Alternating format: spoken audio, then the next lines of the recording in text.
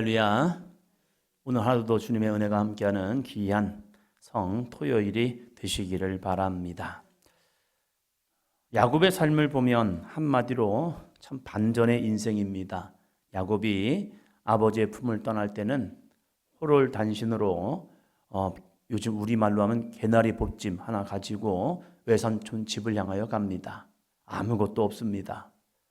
그는 광야에서 그런데 놀라운 은혜를 경험하게 되죠.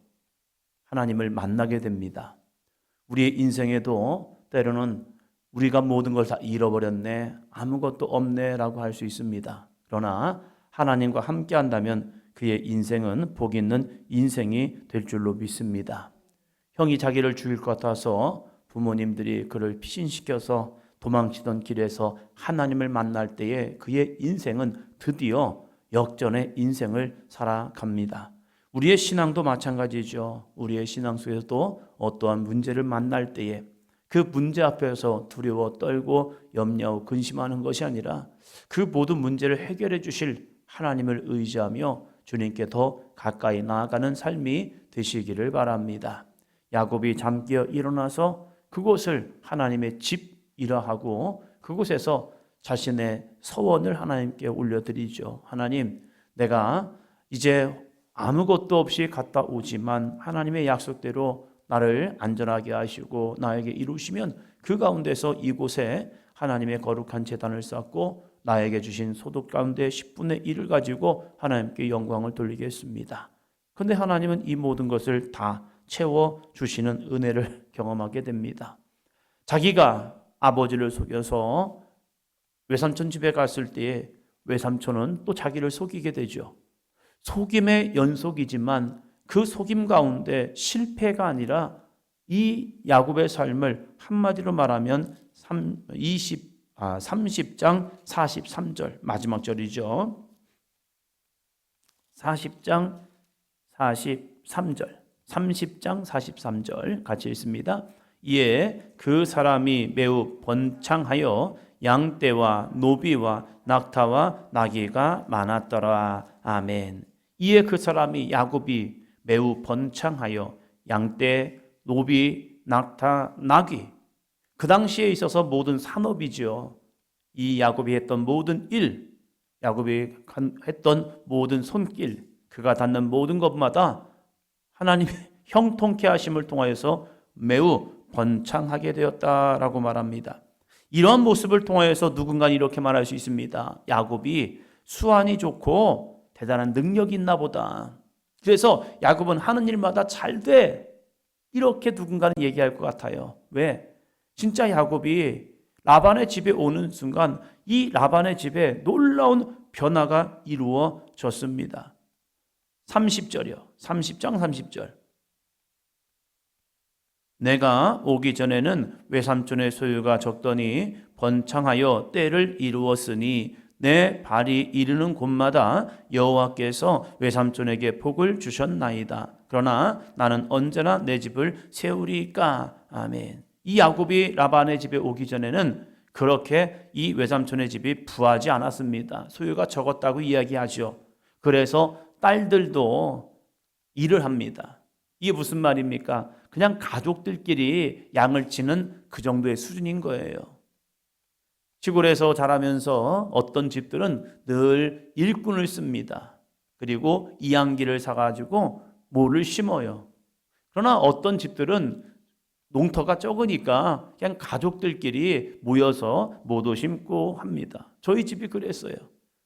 그냥 가족들끼리 오늘날 시간 맞춰라. 오늘 이날은 같이 엄마랑 같이 일하자, 아빠랑 같이 일하자 해서 온 가족이 5명의 가족이 같이 가서 일을 해요. 그러면 그 일이 많지 않으니까 모든 게 다 감당이 돼요.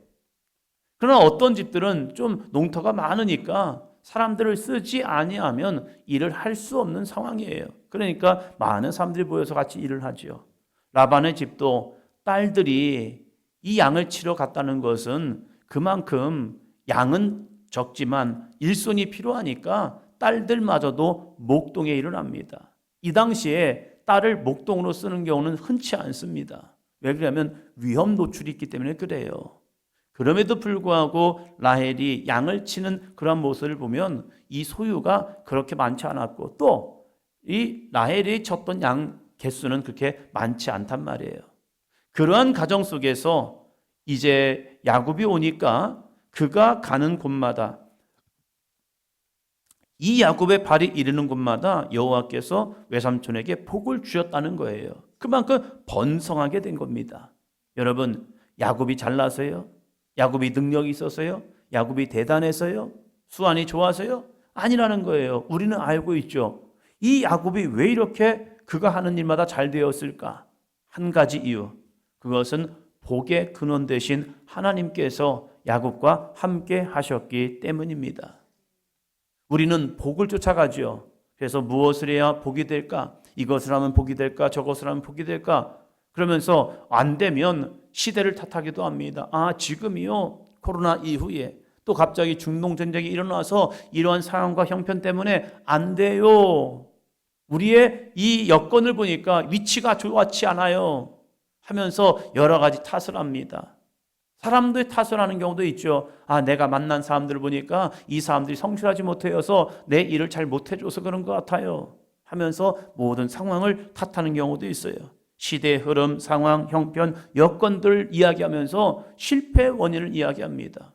그러나 성공한 사람들을 보니까요, 그렇지 않더라고요. 시대적 흐름이 안 좋더라도, 불안기더라도, 여러 가지 공황을 만나더라도, 그리고 상황과 여건이 형편없는 곳이라 할지라도 어떤 사람은 거기서 일어나고 있다는 사실이에요.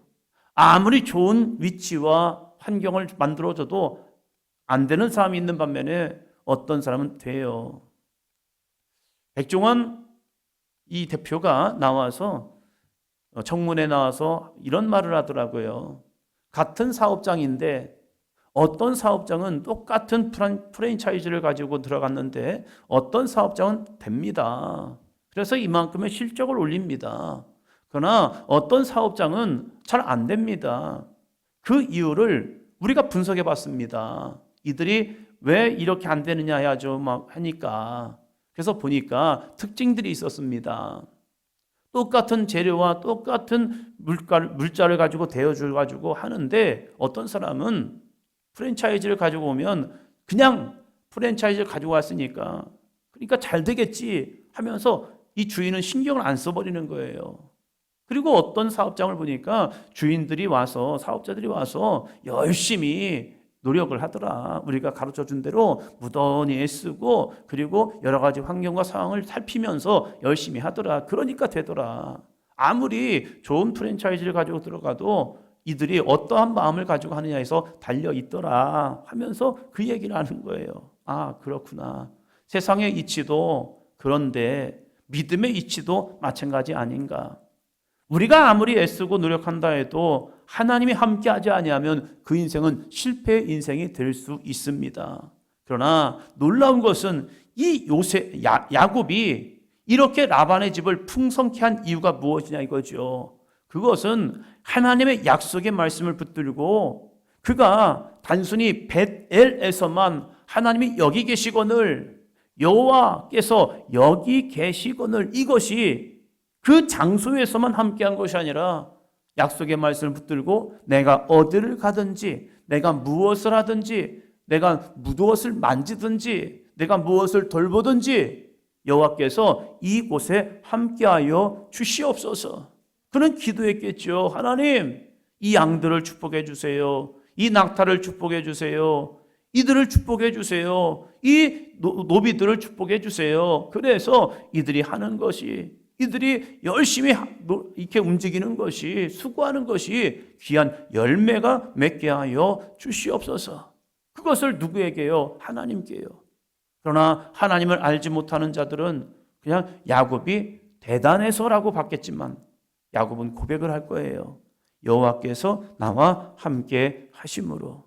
우리의 신앙의 삶이 바로 그러한 모습이 되시기를 바랍니다. 예수님의 십자가 죽음을 보며 사람들은 이제 끝났어 라고 말할 겁니다. 왜요? 죽었으니까. 예수님께서 십자가의 완전한 죽음을 보셨기 때문에 많은 사람들이 이제 다 끝났나 보다. 제자들마저도 낙심해 버렸지요. 예수님의 죽음은 철저한 죽음이었고 참혹한 죽음이었습니다. 그 죽음을 보는 순간 사람들은 낙심해 버렸어요. 그러나 놀랍게도 예수 그리스도는 하나님의 말씀에 온전한 순종이었습니다. 그래서 그 십자가를 지고 그 죽음까지 감당하셨던 거죠. 말씀에 순종했던 예수 그리스도를 하나님 아버지께서 죽은 자들의 첫 열매가 되셨고 그 순종의 삶을 통하여서 그의 이름을 높여 주셨습니다. 사망과 음부의 권세가 그를 해하지 못하도록 그를 부활의 영광으로 나타내 주셨죠. 그것이 바로 승리의 비결이죠. 우리도 마찬가지입니다. 우리도 세상 가운데 승리의 비결은 오직 하나님의 말씀에 대한 순종인 줄로 믿습니다. 고난주를 지나오고 이제 예수님의 십자가의 죽음과 부활을 우리가 기대하며 나가는 우리들의 삶 속에서도 주여 맞습니다. 내가 무엇을 해서가 아니라 하나님의 말씀에 절대 순종함을 통하여 오늘도 이 야곱의 복이 임하게 하여 주시옵소서. 다시 한번 마지막 절 43절 같이 읽습니다. 이에 그 사람이 매우 번창하여 양떼와 노비와 낙타와 나귀가 많았더라. 아멘. 우리는 부활을 꿈꾸죠. 주님께서 사망 권세를 이기시고 죄와 이 사망의 권세를 이기셨던 것처럼 주여 나도 승리하기를 원합니다. 그런데 중요한 게 있죠. 십자가를 져야 부활이 있는 거죠. 우리의 신앙 속에서도 이 야곱을 바라보면서 아우 야곱 대단한 거 아닙니까? 사실 아무것도 없는 이 야곱이 이렇게 부함을 누렸잖아요. 양떼, 노비, 낙타, 나귀 모든 걸 가진 자가 되어버렸죠. 그리고 이제 11명의 아들, 1명의 딸, 그리고 4명의 아내까지 얻는, 그래서 한나의 삶이 무지막지한 은혜와 축복을 누렸어요. 이 모습을 보면서 하나님 저에게도 이러한 복을 주세요 라고 하기보다 이 야곱이 가졌던 신앙의 자세요. 하나님을 붙들고 믿음 안에 살며 하나님과 동행했던 이 야곱을 통하여 이러한 부함이 이루어진 것처럼 우리들의 삶에 이 귀한 은혜가 있기를 바랍니다. 은혜 중에 은혜는, 부함 중에 부함은 복의 근원 되신 하나님을 붙드는 것, 그 하나님과 함께함이 우리에게는 복인 줄로 믿습니다. 그럴 때에 우리에게도 아름다운 부활과 아름다운 영광과 매우 번창하는 은혜까지 임하는 삶이 될 줄로 믿습니다. 기도합니다.